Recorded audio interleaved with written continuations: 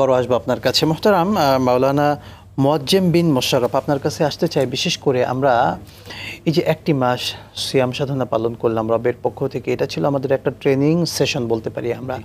এই এক মাসের শিক্ষা আসলে কি পেলাম, মূল শিক্ষাটা কি ছিল? মোহতারাম মাহে রমজান মাসে বিশেষ করে যেমন তাকওয়ার প্রশিক্ষণ মাস যদি আমরা অর্জন করি, তাকওয়ার প্রশিক্ষণ, সেই ধারাবাহিকতায় কিয়ামুল লাইল রয়েছে, সিয়াম সাধনা রয়েছে, কোরআন তেলাওয়াতের বিশেষ সুযোগ রয়েছে, দান সাদাকার বিশেষ ফজিলত রয়েছে। এই ইবাদত বন্দেগীর মধ্য দিয়ে আমরা চূড়ান্ত পর্যায়ে তাকওয়ার প্রশিক্ষণ আমরা অর্জন করে থাকি।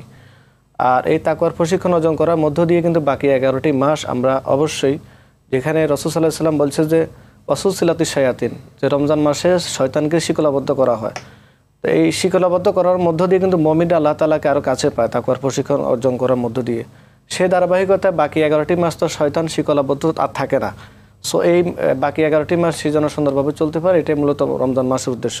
আমি 3টা কথা আপনাকে বলতে চাই। একটা হচ্ছে, রমজানের আগে অনেকে খুব খারাপ মানুষ ছিল, রমজান মাসে তাকওয়ার প্রশিক্ষণের ফলশ্রুতিতে মাশাআল্লাহ সে ভালো ঈমান সে অর্জন করেছে, কেটে গিয়েছে। তো তার প্রতি আমার একটা পরামর্শ থাকবে যে সে ধারাটা যেন সে রমজানের পর থেকে যেন অব্যাহত রাখেন। 2 নম্বর ব্যক্তি হচ্ছে যে রমজানের আগে যতটুকু ভালো ছিল, রমজানে আলহামদুলিল্লাহ আরও পরিশুদ্ধ হতে পেরেছে, এবং তার প্রতি পরামর্শ থাকবে এই ধারাটা যেন সে অব্যাহত রাখে। তৃতীয়ত, এমন কিছু লোক আছে যারা কিনা রমজানের আগেও খারাপ ছিল, রমজানের মধ্যেও যত আমল করে নাই, কিন্তু হতাশ হওয়ার কোনো সুযোগ নেই। আল্লাহ তাআলা যেহেতু সুযোগ করে দিয়েছেন, লা তাকনাতু মির রাহমাতিল্লাহ, আমরা আল্লাহ তাআলার রহমত থেকে কখনো নৈরাশ হব না।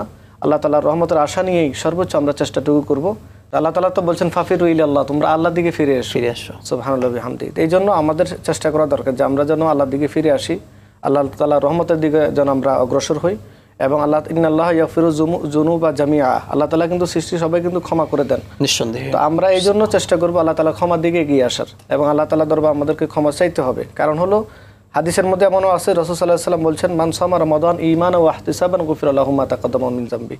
যে ব্যক্তি রমজান মাসে সিয়াম সাধনা করে ঈমানের সাথে, আত্মবিশ্বাসের সাথে এবং সওয়াবের আশা নিয়ে, আল্লাহ তাআলা তার অতীতের সকল গুনাহগুলি ক্ষমা করে দেন। সুবহানাল্লাহ। এই জন্য আমাদের এই চেষ্টাটাকে অব্যাহত রাখতে হবে।